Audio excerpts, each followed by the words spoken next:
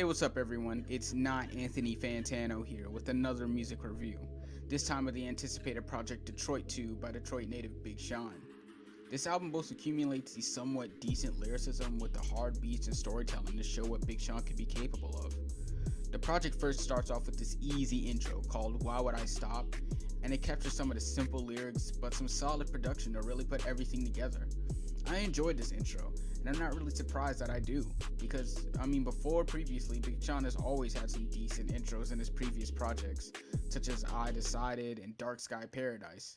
But then we move quickly into Lucky Me, which has this Big Sean being more defined with his bars and describing his heart issues at 19 and how the Western medical industry doesn't work and the coming up in the city of Detroit, how lucky he was to be this big, but how lucky he is to be around between all the bad things that happened around him. Then a beat switches and he gets much more darker, and then he does his usual dose of speeding up his lyrics. But I personally feel as if he's only rehashing the same style he's been using since his Finally Famous days, if you ask me. But Lucky Me is still one of the better tracks on here in my opinion. Afterwards, there's Deep Reverence and Wolves with Nipsey Hussle and Post Malone on each one.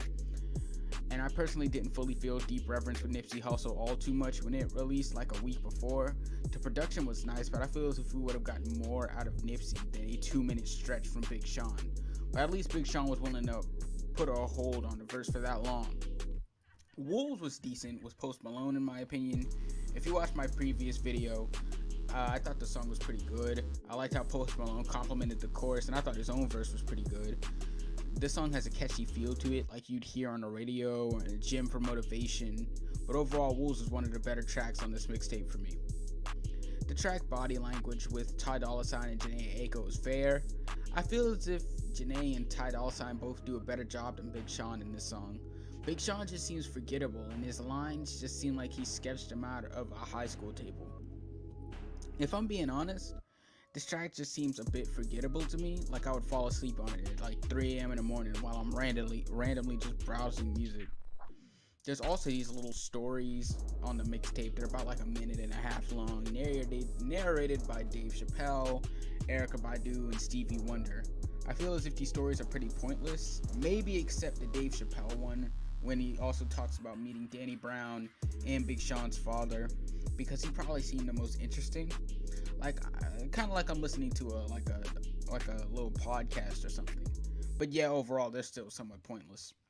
But right after that, there's the tracks Harder Than Demons and Everything That's Missing. And Harder Than Demons is a lot more fast-paced than his previous tracks. But in my opinion, the execution is lacking. It feels like the bars are just thrown everywhere, and the beat just feels very cut and dry.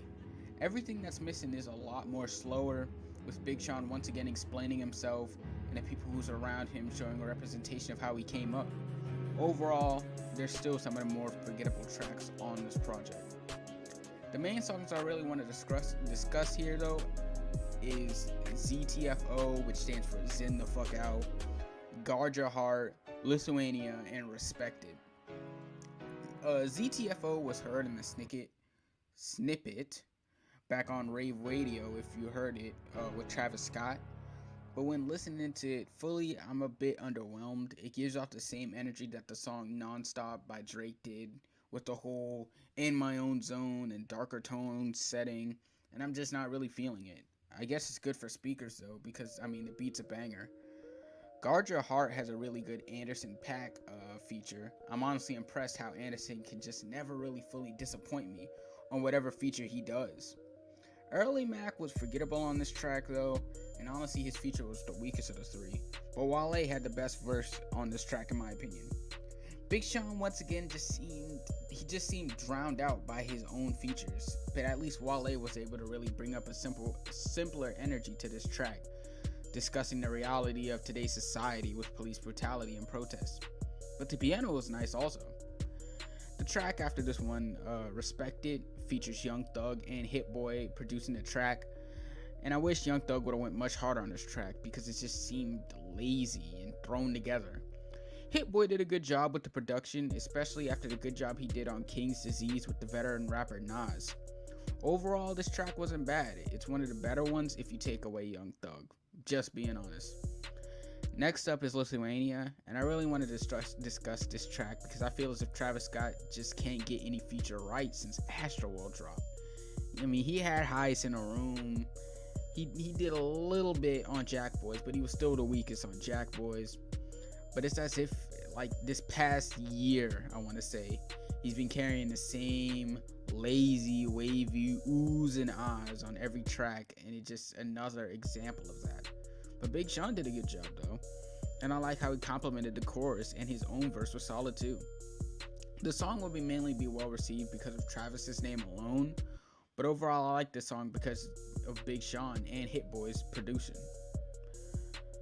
To be honest, every other song afterwards is just somewhat forgettable. The only song I'd really pay attention to is Dawn Life featuring Lil Wayne. It's my favorite on the mixtape, and I really like the energy that it carries at the beginning. Lil Wayne's feature was good too, showing that he can still be clever when he wants to on a verse. The song is both good for like car rides and headphones for me personally, but for every other song, the energy in them it's just such as like songs like The Baddest and Full Circle just don't really feel all that special. They seem like just very standard, run-of-the-mill Big Sean songs, you know, like some of his older days stuff, you know, copy-pasty. Now on to the bigger feature of this project, and that's the cypher that Big Sean had with T Grizzly, Eminem, Boldy James, Cash Doll, and many more. Now I don't really care about the beat at all, because I mean, let's be honest, cypher beats, they're mostly weak, but it was interesting seeing Big Sean grabbing all these artists and put together for this 9-minute cypher, and him just not being the weakest of them all. It's also funny because he had the hardest beat for his verse. But overall, T Grizzly, Big Sean, and Eminem, in my opinion, had the best verses on this, and I'm glad that I was even able to hear something of this caliber.